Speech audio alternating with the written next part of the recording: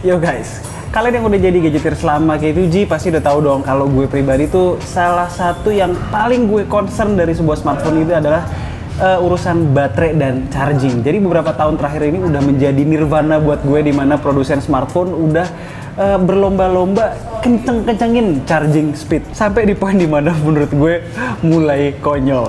Nih, nambah lagi 200 watt di iQOO 10 Pro. Gila ya, tapi menurut gue itu cuma gimmick entry point dari smartphone ini. Karena di luar chargingnya, iQOO 10 Pro adalah overall smartphone yang menarik banget. Dan semakin bikin gue garuk kepala, kenapa sih Vivo nggak masukin iQOO 10 Pro ini resmi ke Indonesia? Gue Alessa and this is K2G, kita lihat seri performance dari Vivo ini seperti apa.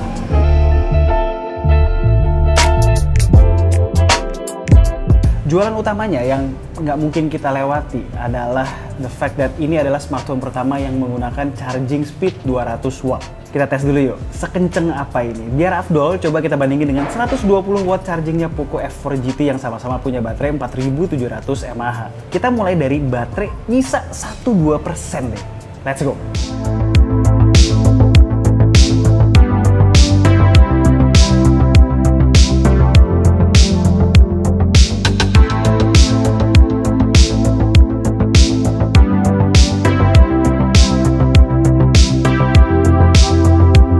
Dan gila, di kondisi ini F4 GT dari kosong sampai full butuh waktu 30 menit, sedangkan iQOO 10 Pro lebih kenceng lagi dengan waktu charging cuma 23 menit.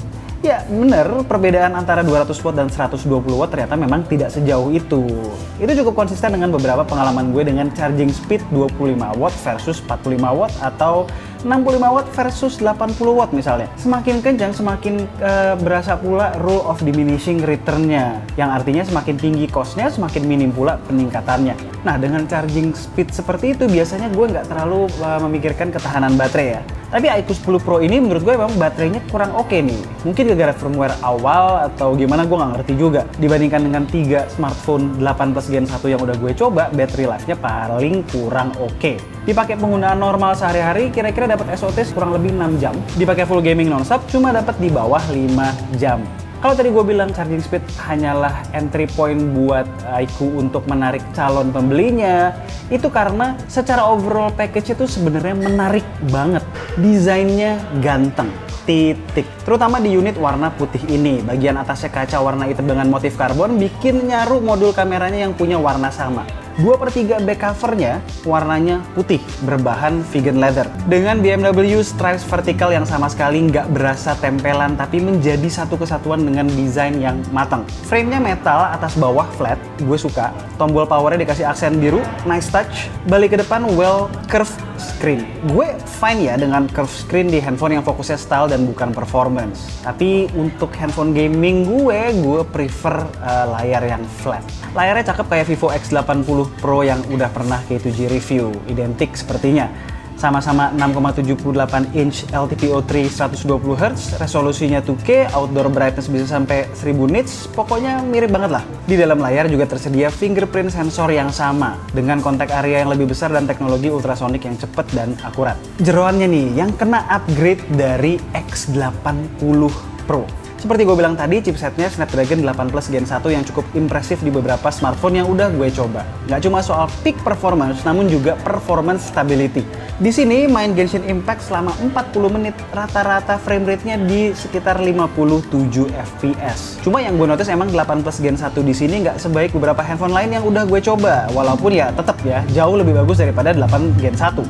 Dipakai main calon game hype di kalangan para wibu, Tower of Fantasy dengan settingan rata kanan dan max FPS di set di 90 dapat average FPS 60. Grafik FPS-nya juga masih keriting ya, naik turun. Perlu di note nih, gue melihat heat management di sini belum sematang smartphone ber-8 Plus Gen 1 lainnya.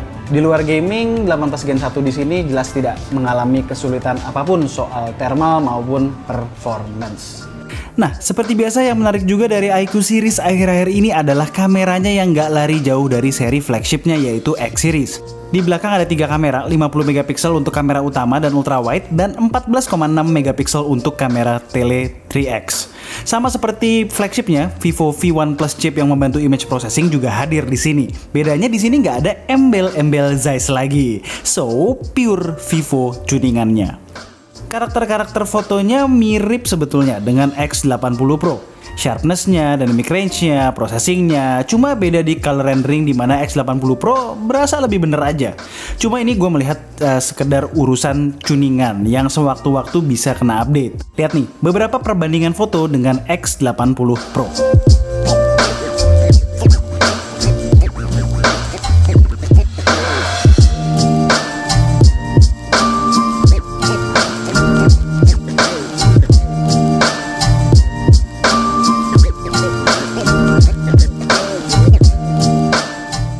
Secara hardware, perbedaan dengan X80 Pro ada di lensa tele, di mana jadi cuma satu dengan magnifikasi 3 kali.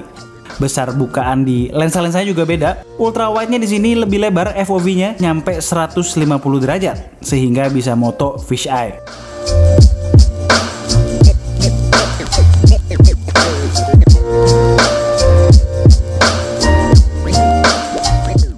Selfie kameranya juga di sini turun jadi 16 megapiksel.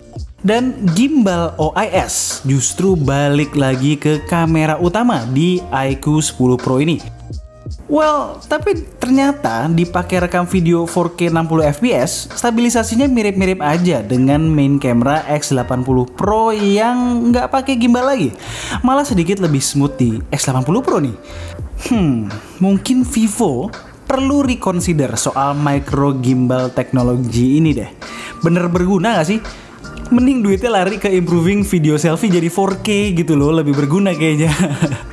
Overall, gue sih cukup puas ya dengan hasil kameranya ya, considering ini adalah performance series yang biasanya nggak terlalu mikirin departemen kamera. Oh ya, terakhir mode Horizon Lock juga diboyong nih ke sini dari X80 Pro. Mantap. Rest of the phone overall bagus ya. Vibration motornya halus kayak X80 Pro, dual SIM no SD card, support 5G. Terus di atas ada IR blaster. Lalu stereo speakernya nggak sekencang X80 Pro, tapi kualitasnya cukup oke dengan bass dominan keluar dari speaker bawah. Dengerin nih.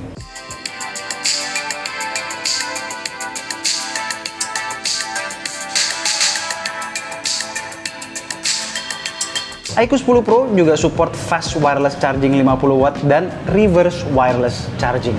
Oh ya, nggak lupa nih, karena ini adalah unit China, untuk UI-nya tidak pakai Vantage OS, tapi pakai Origin OS. Walaupun memang rame, tetap bukan selera gue pribadi, tapi overall jauh lebih menarik dibandingkan Vantage OS yang serba plain dan mulai membosankan.